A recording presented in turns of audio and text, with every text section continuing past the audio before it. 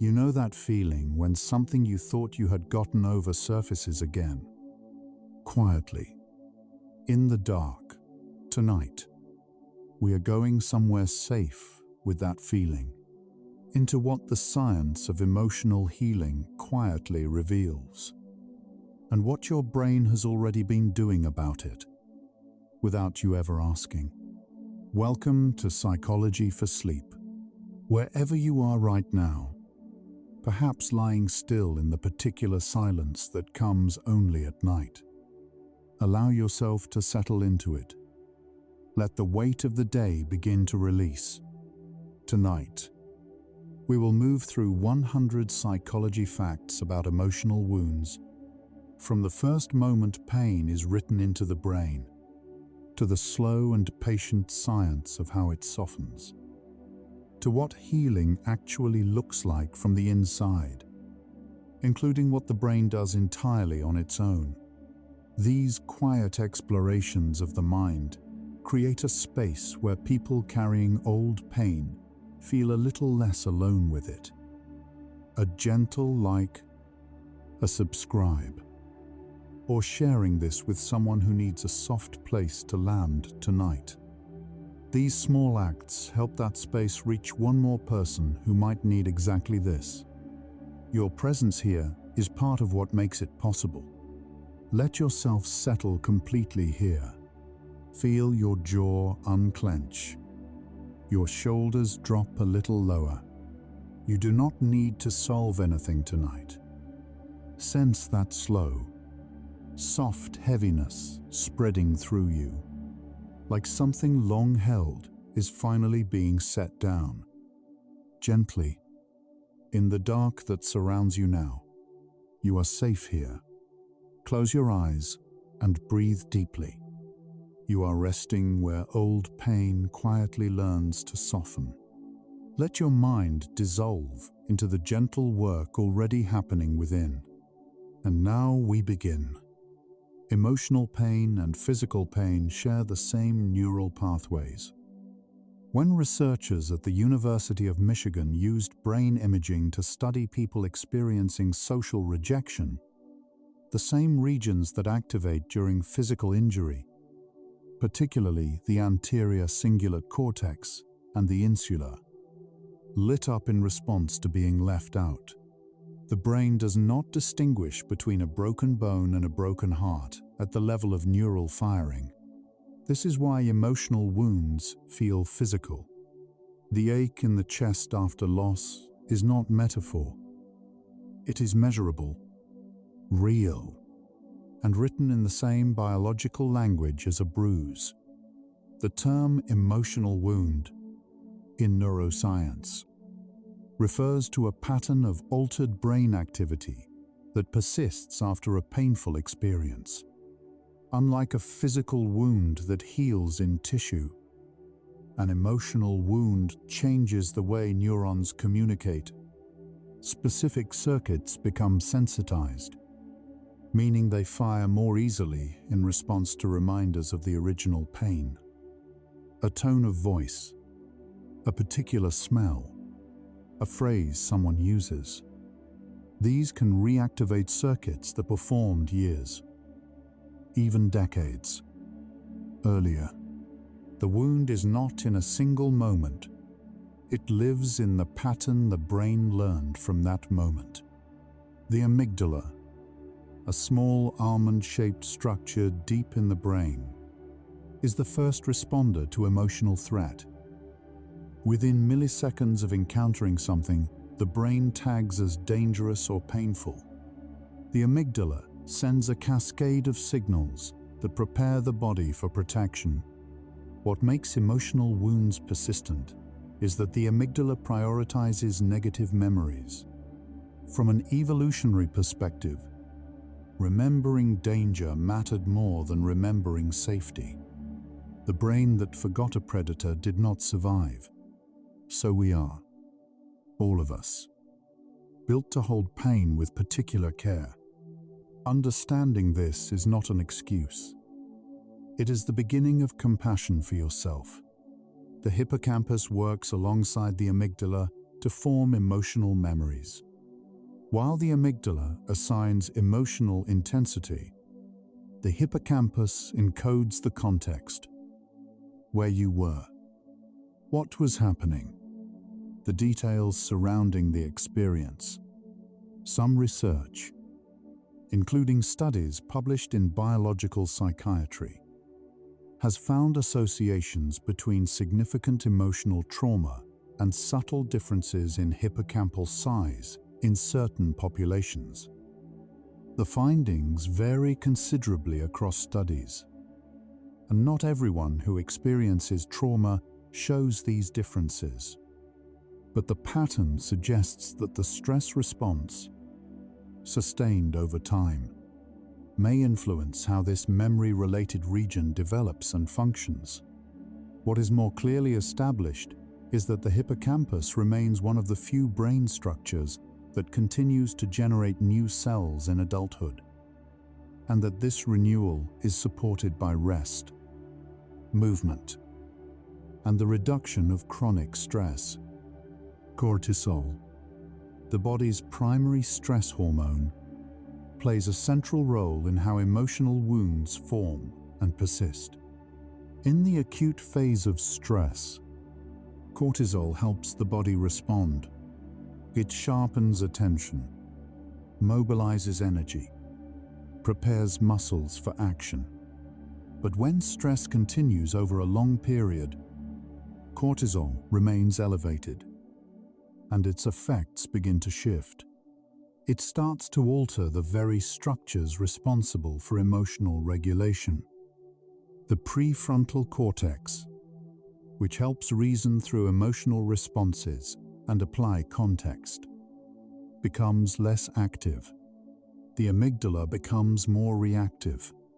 The result is a brain that feels more threatened and has fewer resources to interpret or calm that threat. The wound deepens not only from what happened, but from what continued to happen afterward.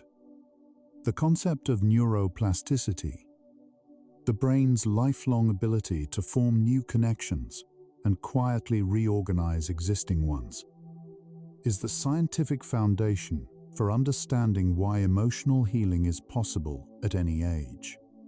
For most of the 20th century, scientists believed the brain was largely fixed after childhood. The discovery that neurons continue to form new connections, that synaptic pathways can be strengthened or weakened based on experience, quietly shifted what we understand about the mind's capacity to change. A brain shaped by pain is not a brain permanently locked in that shape. It is a brain that learns something and is capable of learning something else. Every time you recall a memory, you do not simply replay it like a recording, you reconstruct it. The neuroscience of memory reconsolidation, studied extensively since the early 2000s, reveals that memories become briefly malleable each time they are activated. They must be rebuilt and restabilized, a process called reconsolidation.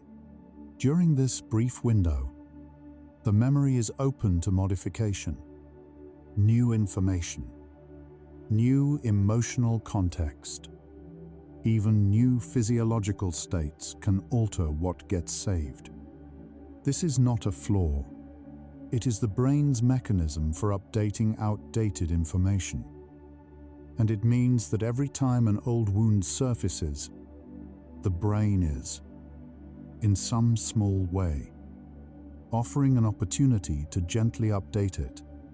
The prefrontal cortex is sometimes called the seat of reason, or the thoughtful elder of the brain. It is the region most associated with deliberate thought, planning, and the regulation of emotional responses.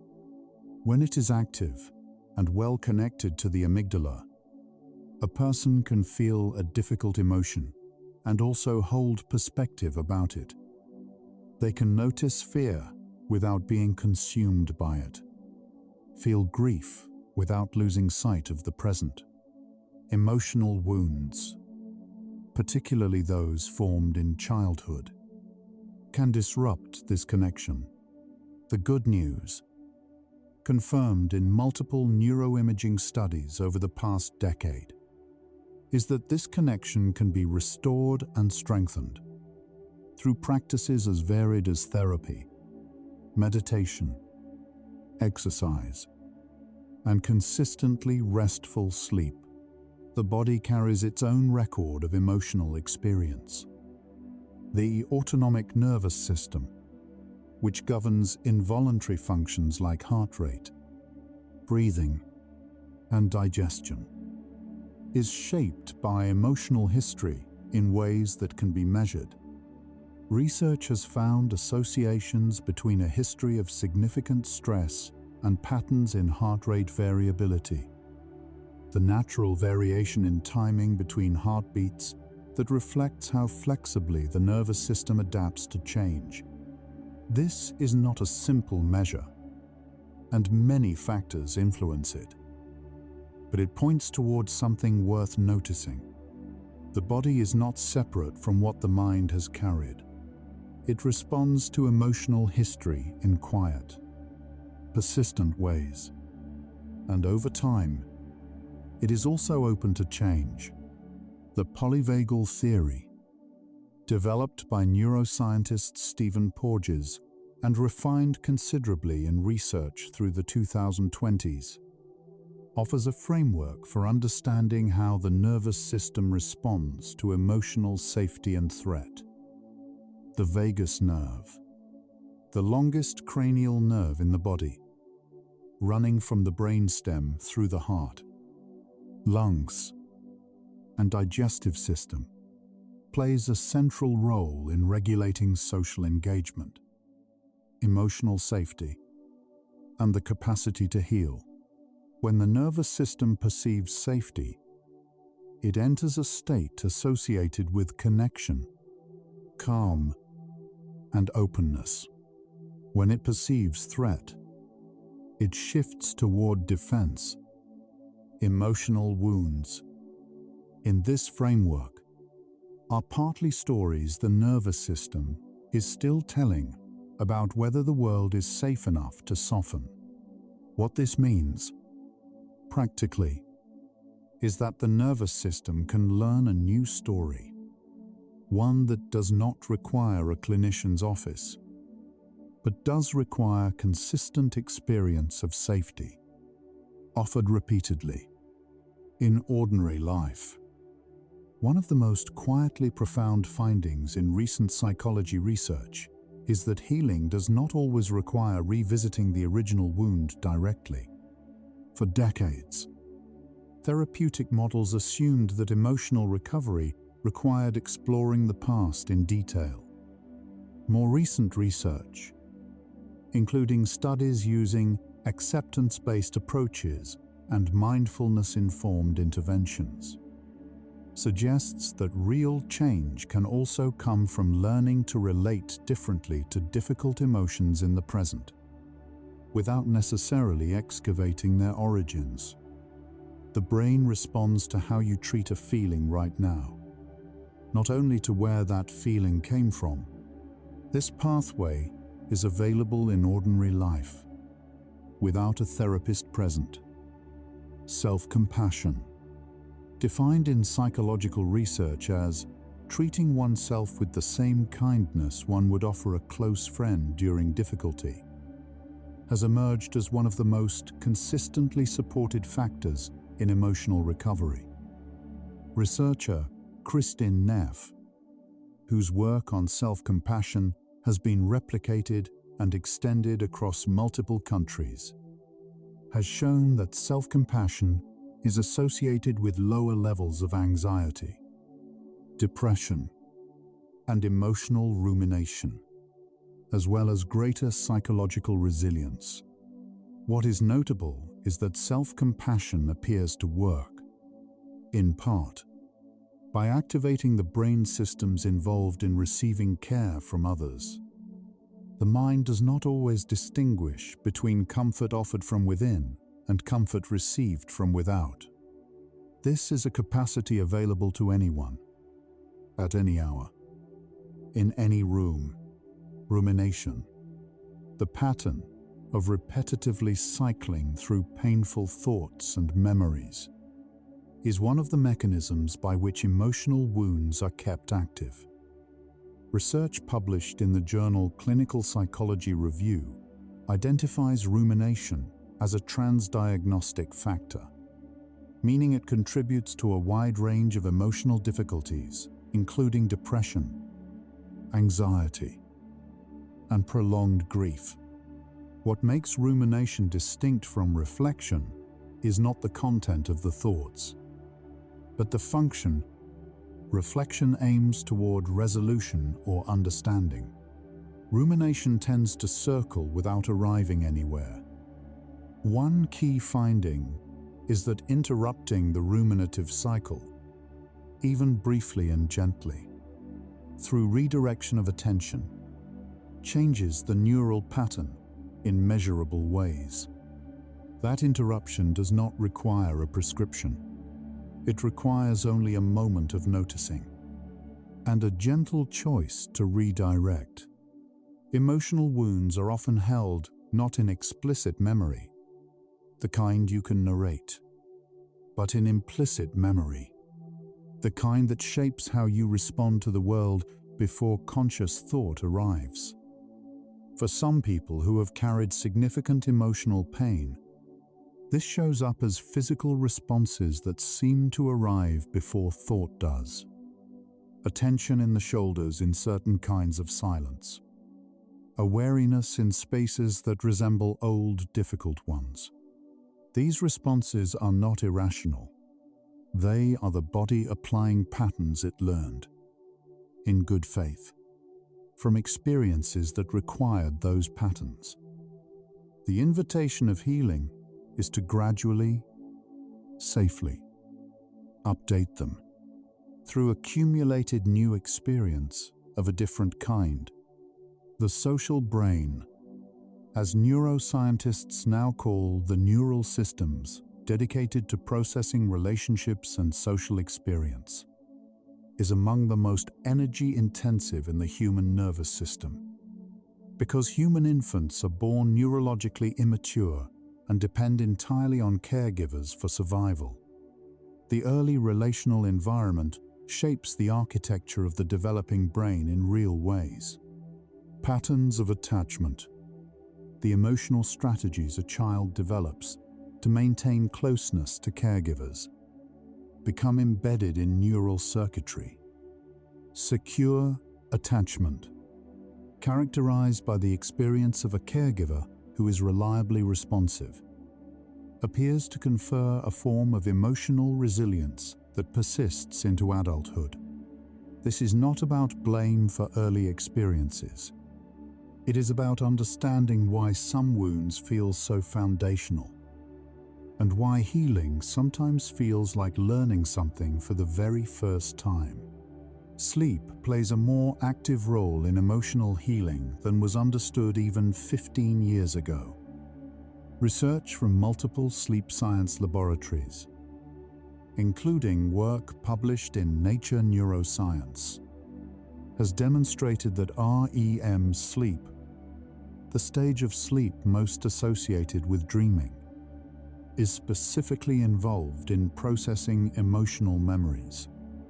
During REM sleep, the brain reactivates emotional experiences, but does so in a neurochemical environment that appears quite different from waking, notably lower in norepinephrine, the chemical most closely associated with threat response.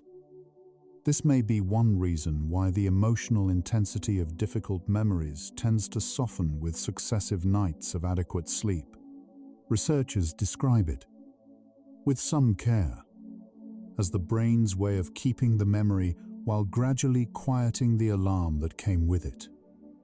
A process that requires no effort, only rest.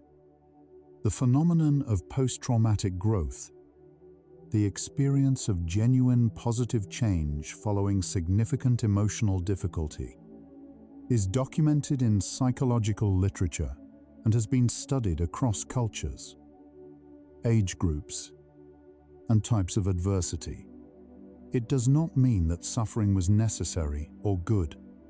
It means that the human mind, given adequate support and time, often finds pathways through pain that would not have opened without it. The brain appears wired not only to protect against threat, but to integrate experience, to find, eventually, new frameworks of meaning, even within what was most difficult. This is not guaranteed, but it is observed often enough to be taken seriously. The default mode network, a set of brain regions that become most active during rest, mind wandering, and self-referential thought, is deeply involved in the processing of emotional experience. When you are lying quietly in the dark and your mind begins to move through memory and feeling without direction, the default mode network is largely responsible. Research has shown that in people with unresolved emotional wounds, this network can tend toward patterns of negative self-referential thought. But the same network is also implicated in the creative reorganization of experience, in making meaning, and in the integration of the self across time. This is the brain's own autonomous healing architecture, already running tonight. Whether or not you are in therapy, writing about emotionally significant experiences, sometimes called expressive writing, has been studied as a healing tool since psychologist James Pennebaker's foundational research in the 1980s. What has emerged in subsequent decades is a more nuanced picture.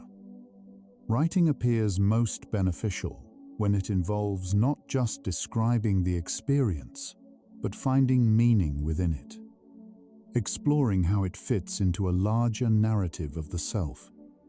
This process activates the prefrontal cortex and appears to reduce the emotional charge associated with the memory over time. Even brief periods of writing, across as few as 3 or 4 sessions, have shown measurable effects on psychological well-being in multiple controlled studies. A journal, a few sentences before sleep, can be a genuine instrument of the brain's own processing. The concept of emotional regulation, the ability to influence which emotions arise, when and how intensely they are experienced, has become central to modern clinical psychology. Research consistently shows that emotional regulation is not a fixed trait. It is a capacity that can be developed. Strategies range from cognitive reappraisal, changing the way one interprets a situation, to acceptance, allowing an emotion to be present without amplifying it, to physiological techniques like slow breathing. What they share is that they all involve the prefrontal cortex gently modulating the amygdala's response. They are, quite literally, training the brain to respond differently to what it feels. And all of them are available to practice, quietly, in the course of any ordinary day. Compassion-focused therapy, developed by clinical psychologist Paul Gilbert, draws on evolutionary psychology and neuroscience to address the particular suffering caused by self-criticism and shame. Gilbert's research suggests that many people with emotional wounds, particularly those formed in early relational environments, have highly active threat detection systems and underdeveloped capacities for self-soothing.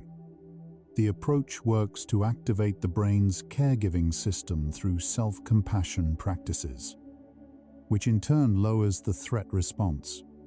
Brain imaging studies associated with this approach show reductions in amygdala reactivity, and increases in the activity of regions associated with safety and warmth. The brain responds to kindness, including the kindness offered to yourself, alone, in a quiet room, with no one watching. Physical movement has increasingly well-documented effects on emotional healing, extending well beyond its benefits for physical health. Aerobic exercise has been shown to increase levels of brain-derived neurotrophic factor, or BDNF, a protein that supports the growth and maintenance of neurons, particularly in the hippocampus. Regular movement also appears to reduce baseline amygdala reactivity and strengthen the prefrontal cortex's capacity to modulate emotional responses. Exercise does not erase emotional wounds, but it changes the terrain in which those wounds exist, creating conditions more favorable to the brain's natural healing processes. A walk, taken regularly, is a form of neurological care. The gut has its own nervous system, sometimes called the second brain, containing hundreds of millions of neurons, more than any other organ outside the brain itself. It produces large quantities of serotonin, though the serotonin made in the gut functions differently from the serotonin in the brain and does not cross directly between them.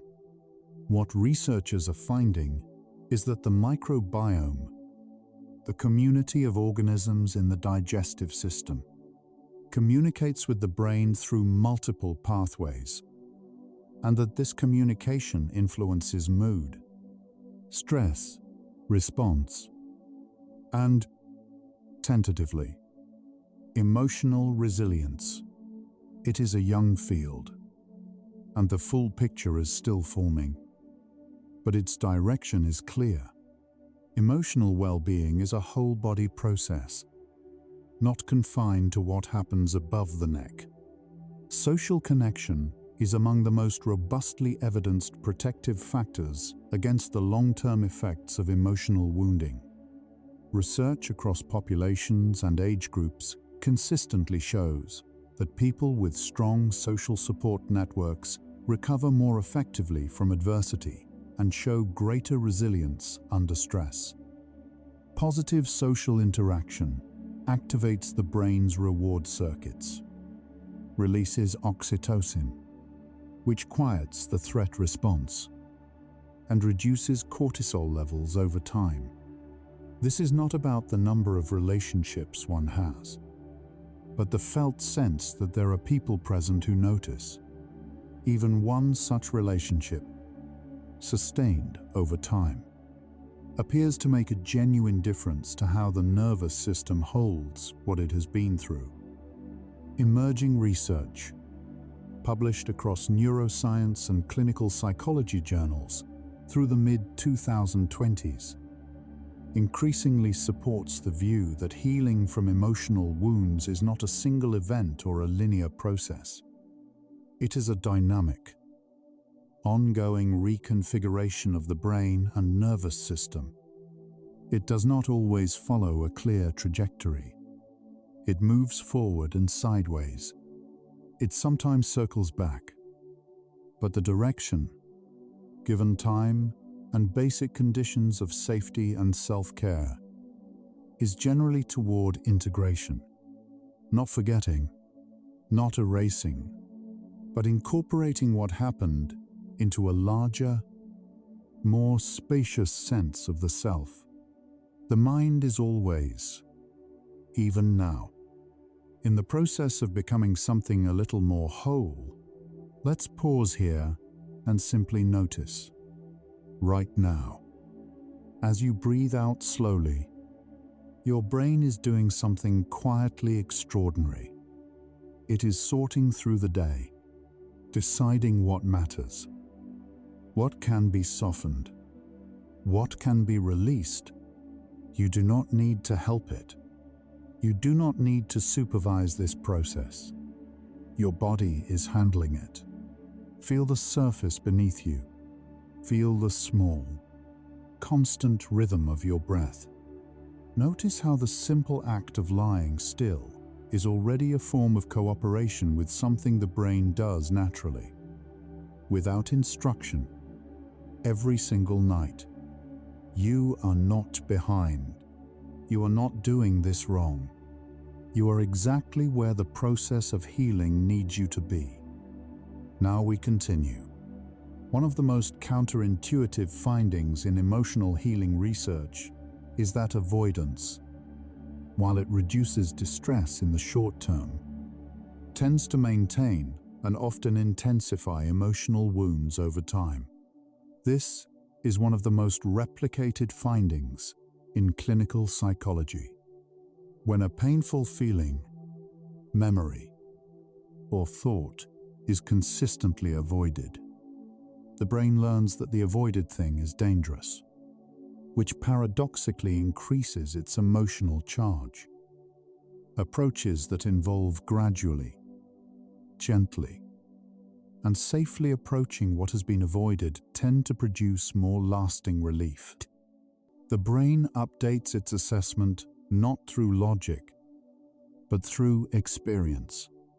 And experience requires some degree of gentle contact with what has been feared. This is something a person can begin, slowly, on their own. Mindfulness, the practice of bringing deliberate, non-judgmental attention to present moment experience, has accumulated substantial research support as a tool for emotional healing. Reviews of research published in journals including Psychological Bulletin and JAMA Internal Medicine show consistent effects on symptoms of depression, anxiety, and emotional distress. What mindfulness appears to do, neurologically, is strengthen the connection between the prefrontal cortex and the amygdala, increasing the brain's capacity to observe emotional states without being immediately overwhelmed by them. It is not the removal of difficult feelings. It is the development of a slightly larger space in which to hold them. And it requires nothing more than attention, practiced in small amounts, in any ordinary moment. The window of tolerance, a concept developed by psychiatrist Daniel Siegel and widely adopted in trauma-informed care, describes the zone of nervous system arousal in which a person can process difficult experience without becoming overwhelmed or shutting down. Too much arousal, the flooded state of panic, and the prefrontal cortex goes offline. Too little, the numbed state of disconnection, and the brain cannot engage with the material at all. Healing happens within the window, present enough to feel, regulated enough to reflect. One of the central tasks of any healing process, whether undertaken with a therapist or alone, is learning to widen and stabilize that window over time through accumulated experience of safety, narrative identity, the coherent story a person holds about who they are and what their life means, is not simply a psychological construct. It has measurable effects on well-being and resilience. Research by Dan McAdams and colleagues at Northwestern University has shown that people who construct more coherent, redemptive life narratives, stories in which difficulty eventually connects to growth, meaning, or renewed direction, tend to demonstrate greater psychological well-being over time. This does not mean minimizing pain or rushing toward resolution. It means the frame in which pain is held matters, and that the brain is always working to construct and update that frame. You are the author of a story that is still being written. The process of meaning-making, finding some form of understanding or purpose, within difficult experience, is one of the most consistently identified pathways through emotional wounding. Decades of empirical research, building on observations from extreme adversity, suggest that the capacity to find meaning is not peripheral to healing. It is often central to it. Notably, meaning-making does not require that the painful experience was necessary or deserved. It only requires that the mind finds some way to situate it within a larger context. That process often happens slowly, and sometimes it happens most naturally in the dark, when the mind is quiet and its defenses have eased. Emotional wounds frequently manifest in patterns of relationship rather than in isolated memories. Attachment research, building on the foundational work of John Bowlby and Mary Ainsworth, and extended through decades of subsequent study, has shown that early relational experiences shape expectations and emotional responses in adult relationships, what is sometimes called earned security. The development of more stable, trusting relational patterns in adulthood through positive relationship experiences demonstrates that the templates laid down early in life are not fixed forever. The brain rewrites its relational models based on accumulated experience.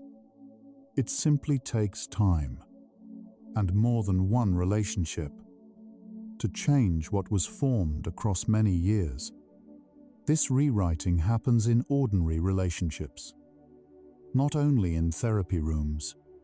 The emotional environments in which people spend time have a direct effect on their own nervous system states. Research on emotional contagion, the tendency for emotional states to spread between people through subtle cues in voice, expression, and posture, has a neurological basis in the brain's social processing systems. Chronic exposure to environments characterized by criticism, unpredictability, or threat maintains the nervous system in states that are antithetical to healing. Environments characterized by calm, consistency, and warmth support the conditions in which the nervous system can begin to release what it has been holding, choosing, when possible, where and with whom to spend time, is itself a form of nervous system care. Forgiveness, in the psychological research literature, is defined not as condoning harmful behavior, but as the decision to release the ongoing emotional response to a perceived wrong. Research by Robert Enright and others, including longitudinal studies from several universities, has found associations between the cultivation of forgiveness and reduced measures of anxiety, depression, and emotional distress. The effect is not universal, and what constitutes forgiveness varies across individuals and cultures. But the pattern across studies is consistent enough to suggest that releasing the ongoing emotional response to harm, even without any change in the external situation, tends to benefit the one who releases it. Forgiveness is not reconciliation. It is an internal shift, and it belongs entirely to the person who chooses it. The role of imagination in emotional healing is increasingly recognized in neuroscience. The brain does not sharply distinguish between vividly imagined experiences and those that are actually occurring. Research on mental imagery demonstrates that imagining an experience activates many of the same cortical regions as actually having that experience. This has real implications. Imagining compassionate responses to oneself, visualizing safety, mentally rehearsing calm reactions to difficult situations. These are not merely cognitive exercises. They are in a measurable sense. Experiences the brain learns from. What you imagine, repeatedly and gently, becomes part of the database from which the brain predicts what to expect next. Grounding techniques. Practices that bring attention deliberately to sensory experience in the present moment are widely used in trauma-informed care because they work at a physiological level. When the nervous system is activated by the emotional residue of past experience, it is in part treating past events as if they were present threats. Grounding. Attending to the texture of a surface, the sound of ambient noise, the feeling of breath, provides the nervous system with present moment sensory information that gently contradicts the threat signal. It is, essentially, updating the brain's assessment of the current situation through the body's own sensory channels. It requires no equipment and no appointment, only attention and a moment of stillness. Research in epigenetics, the study of how environmental experience influences gene expression without altering the underlying genetic code, has added a layer to our understanding of emotional wounds. Studies have found that significant early stress can influence how certain genes are expressed, altering which are active in ways that affect stress response systems and neurological development. These changes can be long-lasting, and they are not inevitably permanent.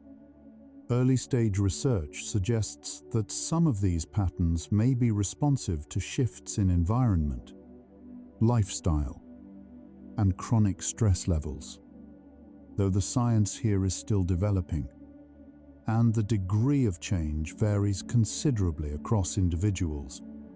What the field consistently points toward is that biology is not fixed fate. It is a conversation between the body and the life it is living. The therapeutic relationship itself, independent of any specific technique, has consistently emerged as one of the strongest predictors of positive outcomes in psychological treatment. Analyses, including hundreds of studies, have shown that the quality of alliance between therapist and client, characterized by trust, warmth, and a shared sense of direction, accounts for a significant portion of therapeutic benefit. This points towards something important about healing more broadly.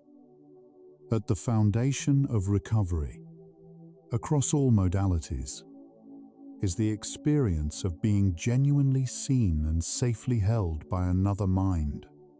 That experience, whether found in therapy, in friendship, or in any relationship characterized by consistent attunement, changes the nervous system in real ways. The relationship is not the container for healing. In many cases, it is the healing itself. Body-based approaches to emotional healing, including somatic experiencing, sensory-motor psychotherapy, and yoga-informed therapies, have accumulated growing research support, particularly for wounds stored below the level of explicit memory. These approaches work on the premise that emotional experience is encoded throughout the nervous system, and that healing sometimes requires engaging the body directly, through movement, breath, posture, and sensation, rather than through narrative alone. Research published in journals including the Journal of Traumatic Stress and Frontiers in Psychiatry shows effects on physiological arousal, emotional regulation, and psychological well-being. The body is not separate from the healing process. In many cases, it is where healing begins, in the quieting of a breath, the releasing of a held shoulder, the slow return to stillness, Emotion labeling, the act of identifying and naming what one is feeling, has measurable effects on the brain's stress response. Research by Matthew Lieberman at UCLA, using brain imaging, has shown that putting feelings into words reduces activation in the amygdala and increases activity in the prefrontal cortex. The finding holds even when the labeling happens silently, in the privacy of one's own awareness. Simply naming the emotion. I notice I feel afraid. I notice I feel grief, appears to create a small but real shift in how the brain processes the feeling. It introduces a moment of reflective distance between experience and response. That small distance is where change often begins, and it costs nothing at all. The question at the heart of this video, whether emotional wounds can heal without formal therapy, is not a binary one. What research suggests is that many elements of healing are available in everyday life. Sleep, movement, social connection, self-compassion practices, expressive writing, mindfulness, and meaning-making. For wounds that are mild to moderate, these may be sufficient. For wounds that are more severe, particularly those involving trauma that has significantly disrupted daily functioning, the neurobiologically attuned relationship offered by a skilled therapist may provide something that is genuinely difficult to replicate through self-directed means alone. The answer, held honestly, is this: often yes, sometimes partially, and sometimes the most meaningful act of self-care is recognizing when more support is needed. Take a slow breath. Notice how your body feels right now, perhaps a little softer than when we began. That softness is real. It belongs to you. We are moving through something real together tonight. You and I and every other quiet mind listening in the dark, exploring the science of what it means to carry something painful and what it means to slowly, gently set it down. Let's drift onward.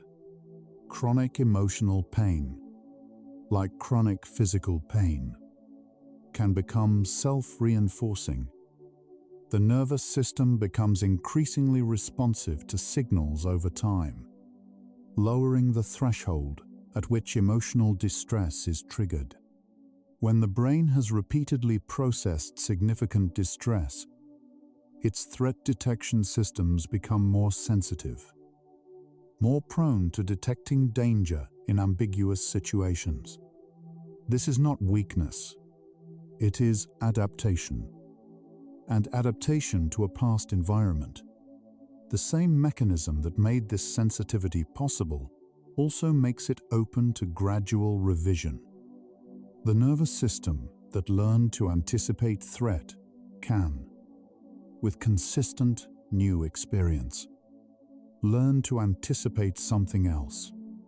That revision is available to anyone whose environment begins to offer safety, in whatever form and at whatever pace that safety arrives. The concept of psychological flexibility, developed within acceptance and commitment therapy by Stephen Hayes and colleagues, has become one of the most researched constructs in contemporary clinical psychology. Psychological flexibility refers to the ability to contact the present moment fully, as it is, rather than as it is feared to be, and to move toward what matters even in the presence of difficult thoughts and feelings. Research across more than 500 randomized controlled trials has shown that interventions targeting this capacity produce lasting improvements across a wide range of emotional difficulties. What is notable is that flexibility is not about removing difficult experience. It is about developing a different relationship with it. And many of the practices that build it can be cultivated in daily life, without a clinical setting. Adverse childhood experiences have well-documented associations with long-term emotional and neurological health outcomes. The finding that early adversity has lasting biological effects is not, however, a sentence. Research following individuals across decades has consistently observed resilience factors that buffer or even reverse many of these effects. At least one stable, caring relationship in childhood, the development of self-regulation skills over time, access to community support, and later in life, the experience of feeling genuinely cared for. Biology is not destiny when the environment continues to provide what the developing and healing nervous system needs. And those conditions can emerge at any age, bearing witness to another person's healing, accompanying someone through difficulty, noticing their recovery. Being present for what is hard can itself be a source of meaning, connection, and perspective. Research on caregivers and community members who support others through adversity suggests that this kind of compassionate presence nourishes the witness as well as the witnessed. It is worth noticing that this is something available in ordinary life, between friends, within families, across communities, without any formal structure. The act of being genuinely present for another person is, for both people involved, a form of nervous system medicine. Humor, used with care and in appropriate contexts, appears in clinical research as a factor in emotional resilience and recovery. Not humor that minimizes or deflects, but the kind that holds perspective, finds the human and sometimes gently absurd elements in difficulty, and affirms the shared nature of struggling. Research suggests that laughter activates reward pathways, reduces cortisol, and strengthens social bonds. People who can eventually find something almost wry about their own wounds, not in dismissal, but in the particular warmth of having survived something, may be describing a capacity the nervous system develops naturally. Given enough time and enough safety, it costs nothing and requires no appointment. Creativity, across its many forms, offers pathways for expressing and processing emotional experience through channels other than verbal discourse alone. Art therapy, music therapy, narrative writing, and movement-based approaches all have growing research bases. Engaging brain regions involved in emotional processing through routes that direct conversation sometimes cannot reach. For emotional wounds that resist language, that feel too large, too old, or too wordless for straightforward narration, creative expression may provide access to the material through a different doorway. A sketchbook, a song played alone in a room, a paragraph written without intending anyone to read it. These are not lesser substitutes for formal care. They are genuine instruments of the mind's own healing architecture. Time spent in natural environments has demonstrated measurable effects on the physiological and psychological correlates of emotional well-being. Research from Japan on the practice of forest bathing, as well as studies from European and American universities, has shown that time outdoors reduces cortisol, lowers heart rate, decreases activity in prefrontal regions associated with rumination, and increases positive affect.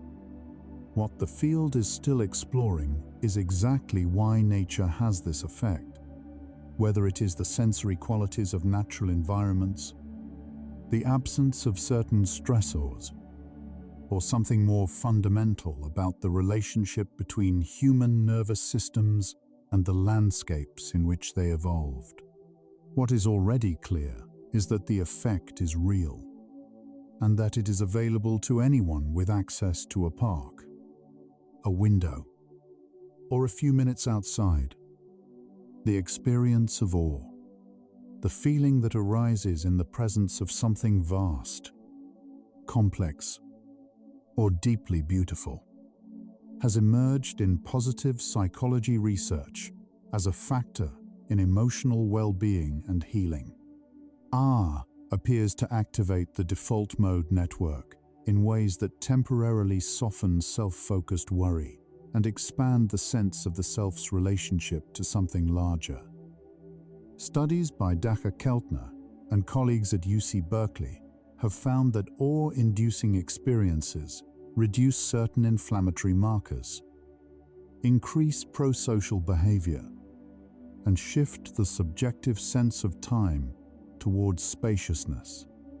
The science being explored in videos like this one may work partly through this mechanism, offering a regular encounter with vastness that briefly softens the particularity of personal pain, without requiring anything of the listener except a willingness to listen. Gratitude, when practiced reflectively rather than performatively, has been shown in multiple controlled studies to have effects on depression, anxiety, and emotional well-being. The neurological basis appears to involve modulation of regions associated with emotional valuation and processing. Gratitude practices appear to gently redirect the brain's natural attentional tendency toward threat and lack. They do not erase difficulty, but they consistently shift the perceptual context in which difficulty exists. Even brief, regular, reflective gratitude practice, noticing, honestly and without forcing, what is genuinely present and good, produces accumulating effects over time. It is one of the simplest instruments of emotional care, and one that requires nothing more than a few minutes of honest attention. Halfway through our journey tonight, something is becoming clear. The science of emotional healing does not point toward a single method, a correct path, or a fixed destination. It points toward a direction, toward conditions the nervous system needs in order to do what it is already trying to do. Safety, rest, some form of connection, a quality of attention that is present without being harsh, the absence of chronic threat. These are not luxuries. They are the biological prerequisites for the brain's own healing processes to unfold. And they are, in varying degrees and forms, available in small ways in almost every ordinary life, including this one, including tonight. Every memory you carry is being quietly revised. Even now, the brain does not keep fixed records. It keeps living documents, always subject to the new information it receives, including the experience of lying safely here, breathing slowly, feeling whatever you feel with a little less urgency. The person who falls asleep tonight is not identical to the person who woke up this morning. Something, however small, is always being rewritten. Each moment of genuine rest is a moment in which the brain is adding something new to its running account of what safety feels like. You are part of that rewriting now, not by trying, but simply by being here. And we continue the journey. Sleep spindles, brief bursts of neural activity that occur during NREM sleep, appear to play a specific role in the consolidation of emotional memory. Recent research suggests that these spindles help transfer emotionally significant information from short-term hippocampal storage into longer-term cortical networks, where it can be integrated with existing knowledge and gradually placed into context. This process may be part of why emotionally charged events feel less raw over time, not because they are forgotten, but because they are woven more smoothly into the larger fabric of experience. Every night of adequate sleep contributes to that weaving. Quietly, without instruction, dreams during REM sleep may serve a function in emotional memory processing. Research in sleep science has proposed that dreams allow the brain to replay emotionally significant experiences in an environment with lower levels of the neurochemicals most associated with threat response. This is a hypothesis that researchers continue to investigate, and the exact role of dream content remains an open question. But the consistent finding is clear. Sleep deprivation, particularly the suppression of REM sleep, is associated with increased emotional reactivity, slower recovery from upsetting experiences, and greater difficulty regulating feelings the following day.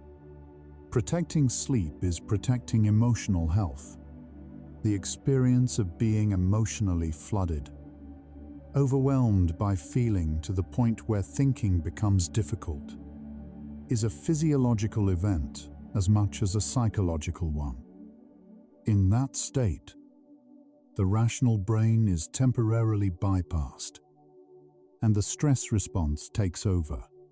One of the most practical findings in emotional regulation research is that physiological arousal must come down before cognitive processes can effectively re-engage.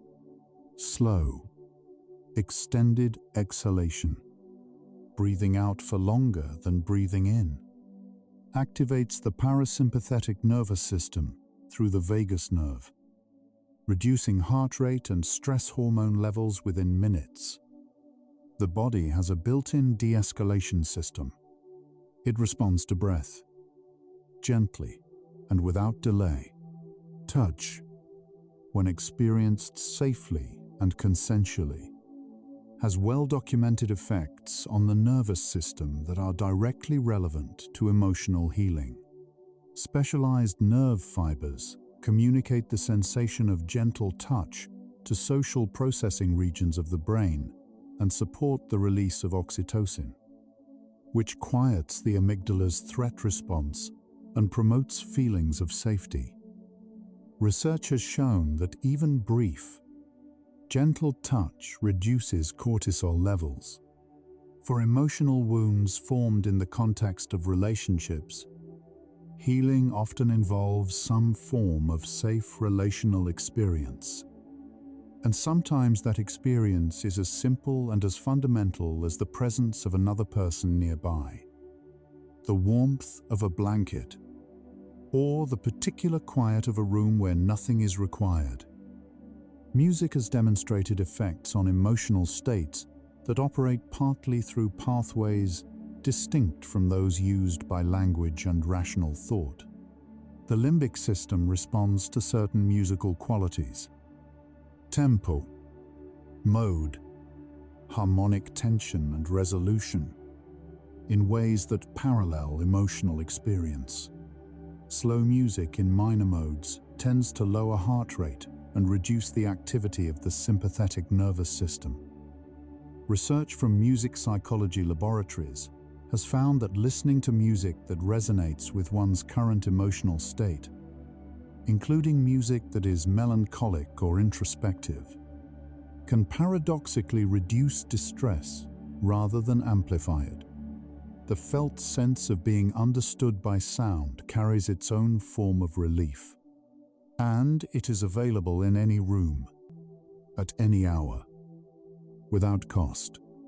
The science of resilience has shifted considerably in recent decades.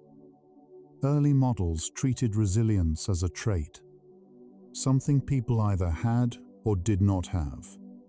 More recent research, synthesized across longitudinal studies on multiple continents, treats resilience as a dynamic process, one that varies across time, across different types of challenges, and across different areas of life. A person can be highly resilient in one domain and genuinely vulnerable in another. Resilience can develop. It can also be temporarily depleted. Understanding this removes the subtle weight of self-blame that attaches to struggling and reframes recovery as a variable process that depends on conditions, not just character. The experience of feeling truly heard by another person, as distinct from simply being listened to, appears to have specific effects on the nervous system. Research on interpersonal neuroscience, including brain imaging, studies of conversations between pairs of people, has shown that when genuine understanding occurs between speaker and listener, their neural activity begins to synchronize. The listener's brain appears to anticipate the speaker's meaning. This neural coupling is associated with greater emotional relief and a felt sense of connection.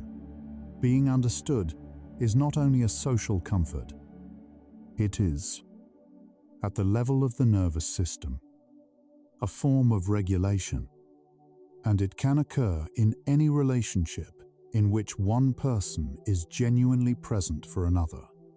The language we use to describe our emotional wounds shapes how we experience them.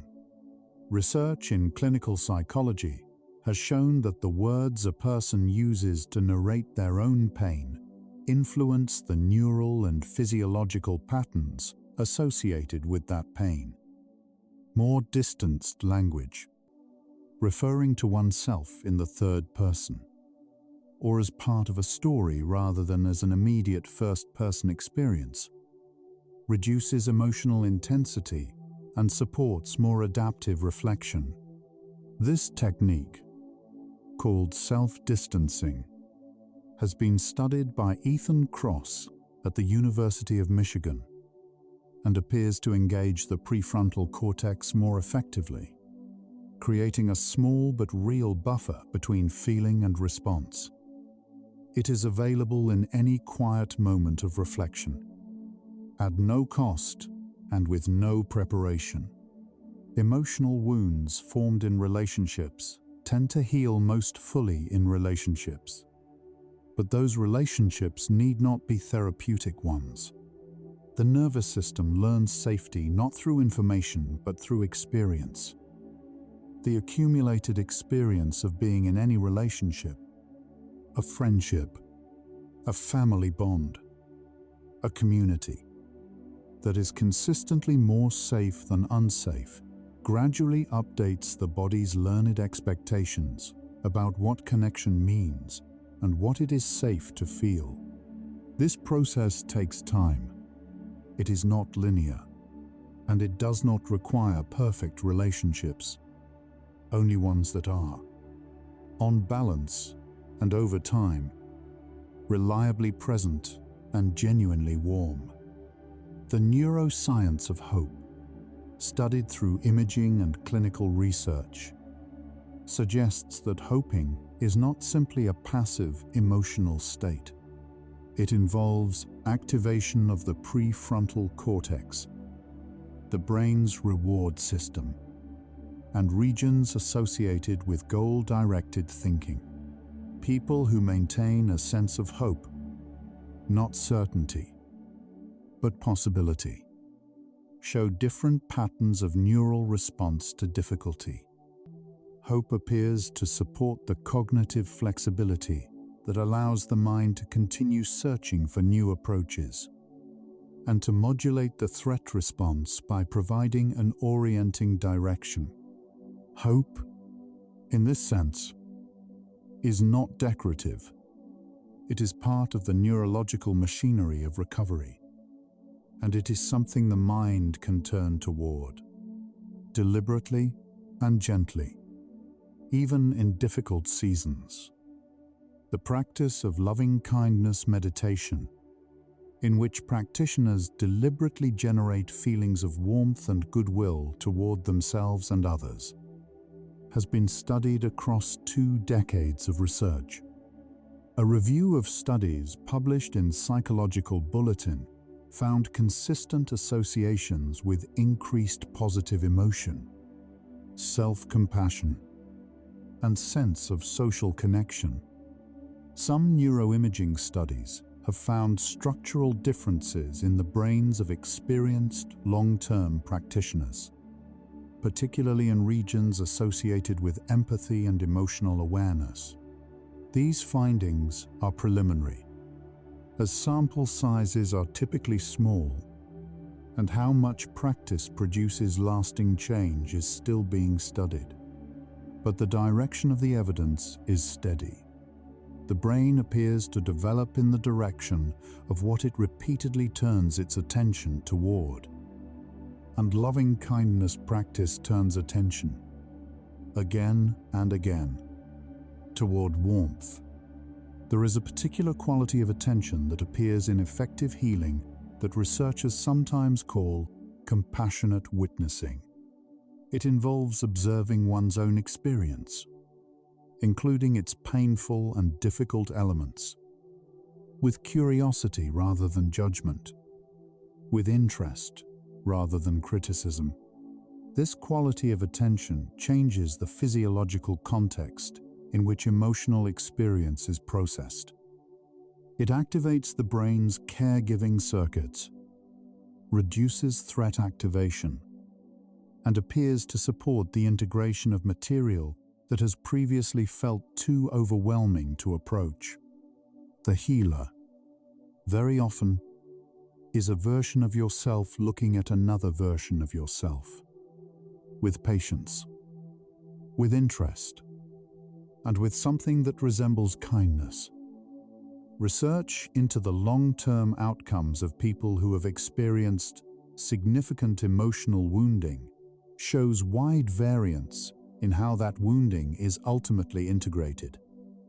Among the factors most consistently associated with positive long-term outcomes are the presence of at least one relationship of genuine trust, the development over time of a coherent narrative about what happened and what it means, a growing capacity for self-compassion, and engagement in activities that produce a felt sense of purpose or meaning. However small, these are not extraordinary conditions. They are ordinary ones, available in different forms and at different scales, to most people in most lives, including lives that have been genuinely difficult. The body often signals unprocessed emotional material before the mind catches up. Unexplained physical sensations, patterns of muscle tension, fatigue that does not resolve with rest. These can sometimes be expressions of emotional states that have not yet been consciously recognized. Somatic psychology observes that the nervous system is one continuous system, and that its emotional and physical expressions are interwoven. Learning to listen to the body's signals, with interest rather than alarm, with curiosity rather than urgency, can sometimes open pathways to emotional material that has not yet found its way into language. The body is not an obstacle to healing. It is often the first to know that healing is possible. We are now moving into the deeper part of tonight's journey. By now. The question this video asks has accumulated many partial answers. Can emotional wounds heal without therapy? The science suggests that the conditions for healing are broader and more accessible than a therapy room, though not always easier to cultivate. Sleep, rest, the quality of attention brought to one's own experience, the relationships one maintains, the stories told about what happened, the small daily practices through which the nervous system learns that the present moment is safe. These are not lesser substitutes. They are, in many cases, the primary medicine, available in any life, at any hour, including this one. Acceptance, as a psychological process, is frequently misunderstood as passivity or resignation. In clinical terms, acceptance refers to the willingness to experience internal states, including painful ones, without unnecessary struggle against them. Research across multiple therapeutic traditions suggests that acceptance reduces the secondary suffering that arises from fighting difficult emotion, the exhaustion of trying not to feel what one is feeling. What is accepted can be processed. What is fought tends to persist with greater intensity. Acceptance does not mean the wound was deserved, or that it will always be this size. It simply means allowing it to be what it is right now, so that it is not also a battle. The experience of grief, broadly defined as the response to significant loss, has been studied extensively and is now understood to be far more variable and individual than earlier stage-based models suggested. Research by George Bonanno at Columbia University has shown that the most common response to loss, even significant loss, is resilience. The capacity to continue functioning and eventually adapt without extended disruption. This does not minimize grief. It suggests that the human mind has more native capacity for integration than cultural narratives sometimes imply. It also means that the absence of extended mourning is not a sign of failure to feel, and that lasting grief does not signal pathology. Both are within the wide range of what it means to carry loss as a human being. The relationship between sleep and emotional memory is bidirectional. Not only does sleep process emotional experience, but unresolved distress also disrupts sleep. The hyperarousal associated with significant emotional pain tends to interfere with sleep onset and maintenance, particularly suppressing REM sleep. This creates a cycle in which the brain is deprived of the very biological process most capable of helping it process the wound. Understanding this cycle is itself useful. Any practice that supports sleep quality, consistent sleep timing, reduced evening light exposure, a sense of physical warmth and safety, is, in a direct biological sense, supporting emotional recovery.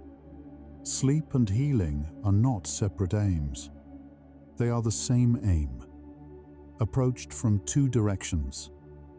The concept of post-traumatic wisdom, less commonly discussed than post-traumatic growth, but present in qualitative research on long-term recovery, refers to the particular depth of understanding and compassion that some people develop as a result of having navigated significant pain. It is not universal, and it is not guaranteed by suffering. It appears to be associated with the quality of meaning-making that occurs over time, the slow work of integrating what happened into a narrative that is honest about its difficulty and also open to its unexpected dimensions. It is, in a sense, the difference between a wound that becomes a scar and a wound that becomes a kind of knowing. Both are forms of healing. The second simply takes longer to recognize. The field of positive neuroplasticity, grounded in broader neuroscience research, proposes that deliberately dwelling on positive experiences, allowing them to become felt and absorbed rather than simply acknowledged and moved past, may gradually strengthen neural pathways associated with well-being. This is not the dismissal of difficulty. It involves giving the brain sustained exposure to experiences of safety, competence, and connection, long enough for those experiences to consolidate into something the nervous system can draw on. The brain learns from what it dwells on, deliberately resting in what is genuinely good, even briefly and quietly, is a form of neural self-care available at any hour, in any room. Helping others, in whatever form one is able, has been studied as a factor in emotional recovery with consistently supportive results. Research published in the American Journal of Public Health and other venues shows that pro-social behavior is associated with reduced depression, greater sense of purpose, and improved overall well-being, with effects that appear particularly real for people who are themselves going through difficulty. Being useful to another person temporarily shifts the brain's attention away from internal pain and toward external connection. In that shift, something sometimes softens, and this is available to anyone, not as a requirement, but as one more doorway the nervous system can walk through towards something lighter. The role of beauty, aesthetic experience, and the appreciation of art, music, nature, and craftsmanship in emotional healing is under-researched relative to its likely significance. What exists in the literature suggests that engagement with beauty activates reward and meaning-making circuits, supports the integration of emotional experience through image and symbol, and may serve a regulatory function that complements other approaches. There is something in the human mind that reaches toward beauty as naturally as toward safety. And there is something in that reaching, in the simple act of being moved by something lovely, that is itself a form of healing. Available freely and at any moment, one pauses to notice. Patience as an active practice rather than passive waiting is one of the least often named and most real elements of emotional healing. The nervous system does not change quickly. Neural pathways that have been reinforced across years of experience do not reorganize in days or weeks. What research consistently shows is that real change accumulates over time, often in ways that are not perceptible from one moment to the next. The person who practices self-compassion quietly for 6 months is not the same person who began. The changes are subtle, and then, one day, they are not subtle at all, but they required the willingness to continue without constant evidence that the continuing was working. That willingness, sustained gently, is a form of courage. During sleep, the glymphatic system, a waste clearance network discovered in the brain in the early 2010s, becomes significantly more active, flushing out metabolic byproducts that accumulate during waking. In animal studies, this includes proteins like amyloid beta, associated with neurological changes over time. Research in humans is ongoing, and the full picture is still forming. What is already clear is that sleep is not the brain going offline. It is the brain doing maintenance, the kind that waking life does not allow. Every night of good sleep is, in a measurable sense, a healing event. You do not need to do anything to access it. You only need to allow it. The answer to the question this video poses is not a single word. It is a landscape. Emotional wounds can heal. Not always completely, not always quickly, and not always in ways that make the wound disappear entirely. But they can transform. They can lose their charge. They can be integrated into a sense of self that is larger and more spacious than the wound itself. This transformation happens through many pathways. Through relationship, through sleep, through meaning, through the slow accumulation of safe experience, through creative expression, through the body, through the practice of compassionate attention. Therapy can support this process significantly, but the process itself is always already underway. The brain is always trying to heal. Tonight, let it. Sleep does not come when you pursue it. It comes when you stop. This is exactly that moment. You have been listening to something real tonight, letting something in. You do not need to hold on to it. The brain has already begun its quiet work. The things that matter have already found their way to the places where they will be used. You do not need to carry any of this. You only need to let go of the trying. We're almost there now. The brain changes during sleep in ways that cannot be replicated by any other state. While the body is still, the mind is reorganizing, sorting, releasing, rebuilding. What felt large in the evening sometimes feels more manageable in the morning. Not because the problem changed, but because the brain did. This happens every night. It is happening now. Emotional pain, held with enough gentleness and enough time, tends toward resolution. Not always in the form imagined, not always completely. But the direction of a cared-for wound is, almost always, toward becoming smaller than it was. Smaller, and eventually, more familiar, less frightening, more simply part of the story. The nervous system can learn safety. It learned something else once, in circumstances that required that learning, and it can learn something new, given the right conditions and sufficient time. That is not wishful thinking. It is the documented direction of neuroplasticity, observed in research across decades and across populations. Sleep gently lengthens the perceived distance between the present moment and the past. This is a real effect, psychological and neurological. What seemed immediate at 10 in the evening can feel a little further away by morning. The night creates space between you and what hurts. That space, accumulated across many nights, is part of how wounds become histories.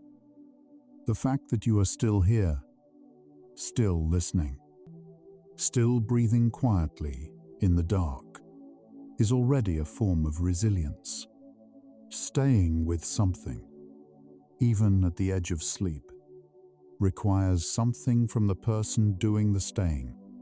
You have already given that tonight. Every cell in the body is in some stage of renewal right now. The brain is clearing what accumulated during the day. The muscles are releasing the tension held across waking hours. The breath is slowing without instruction. The body already knows the way toward rest. It has always known. Memory consolidation during sleep does not simply copy experiences into storage. It edits them. It compresses what is redundant. It connects what seemed unrelated. It sometimes, quietly, finds a thread of meaning that waking life had not yet uncovered. The night is not passive. It is the mind's most private workshop. There is something that happens in the earliest moments of sleep, the threshold between waking and dreaming, where the boundaries between thought and image begin to dissolve. Ideas connect in unexpected ways. Things begin, sometimes, to resolve. Poets and scientists alike have described this as a place where new understanding arrives without effort. It is available to anyone who allows themselves to cross that threshold. You do not need to understand everything that happened to you in order to begin healing from it. Understanding can help, but it is not always the first step. And it is not always the most necessary one. Sometimes the first step is simply rest, and then a little more rest, and then waking to find that something, without announcement, has shifted. The capacity for warmth toward oneself is not fixed. It develops through experience, through practice, through the gradual accumulation of moments in which one chooses gentleness over harshness. Every such moment, however brief, is a moment in which that capacity grows a little more real. The body has its own timeline for healing. It is not the same as the mind's timeline, or anyone else's timeline. Honoring the body's pace is not delay. It is the condition under which genuine healing becomes possible. Not forced, not rushed, but arrived at in its own quiet time. Sleep restores the prefrontal cortex's ability to regulate emotion. After adequate sleep, responses become more proportionate, more nuanced, more capable of holding complexity. After significant sleep deprivation, even small challenges can feel overwhelming. The most effective thing for tomorrow's emotional well-being is happening right now. In this room, in this body, in these gradually slowing breaths. There are things the thinking mind cannot reach, places where language stops and feeling continues. These are not inaccessible to healing. They are simply accessed differently, through sound, through movement, through the body's own quiet rhythm, through the particular grace of a long and uninterrupted sleep. Healing does not require becoming someone who was never hurt. It asks something more interesting than that you become someone who was hurt and who found their way to something more spacious than the wound. That is not a lesser outcome. It is often a truer one. Old pain, revisited in conditions of safety, gradually loses its charge. This is the mechanism behind reconsolidation. What the brain rehearses in safety slowly becomes safer. Tonight is one such rehearsal. Gentle, quiet, and unhurried. Something is being updated. Even now, every human being alive carries some form of emotional wound. This is not a flaw in the design. It is evidence that something mattered enough to hurt. And what mattered enough to hurt is, in almost every case, connected to something worth caring about. The science of emotional healing, taken as a whole, is a kind of quiet testament to the human nervous system, patient, detailed, full of genuine respect for something trying very hard to do something very difficult, to remain open in a world that sometimes gives real reasons to close. There is a particular quality to the silence that comes just before sleep, a softening of the edges of thought, a loosening of the grip on the day. In that silence, the brain is not empty. It is still working on everything brought to it, in the only way it knows how, which is gently and without hurry. You do not have to be entirely well to deserve rest. You do not have to have figured anything out. You do not have to be further along than you are. Rest is not a reward for sufficient healing. It is a condition that makes healing possible. It belongs to you right now, exactly as you are. What heals, ultimately, may be simpler than any of the mechanisms that support it.